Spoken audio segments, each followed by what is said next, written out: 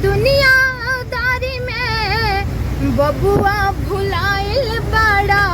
कवन दुनियादारी में माई बाबू छोड़ के बसिला ससुरारी में।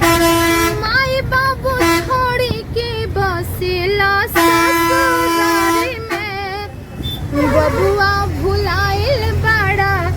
कवन दुनियादारी में बबुआ भुलाइल बड़ा। कवन दुनियादारी में माई बाबू छोड़ के बसेला ससुरारी में। माई बाबू छोड़ के बसेला ससुरारी में। भाई भौजाई छोड़ला गाँव टोला।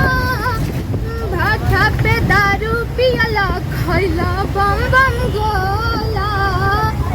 भाठा के दारू पियला खैला बम बम गोला। भाई भौजाई छोड़ला गाँव टोला। भाठा के दारू पियला खैला बम बम गोला। मुँह दाँत तूरी लेला कोई के मारा मारी में। मुँह दाँत तूरी लेला कोई के मारा मारी में। हमारी बाबू छोड़ के बसेला ससुरारी में। माई बाबू छोड़ के बसेला ससुरारी में। बाबू के कमाई सगरी माटी में मिला वाला। साली के नाम से तू एटीएम खोला वाला।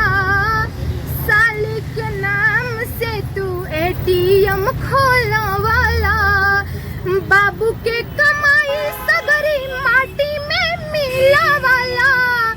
साली के नाम से तू एटीएम खोला वाला।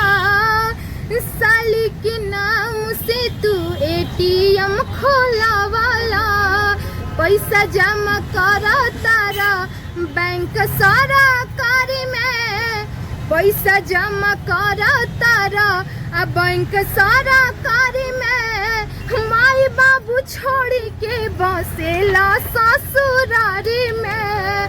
माई बाबू छोड़ के बसेला ससुरारी में। बबुआ भुलाइल बड़ा।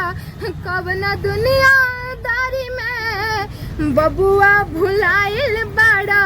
कवन दुनियादारी में माई बाबू छोड़ के बसे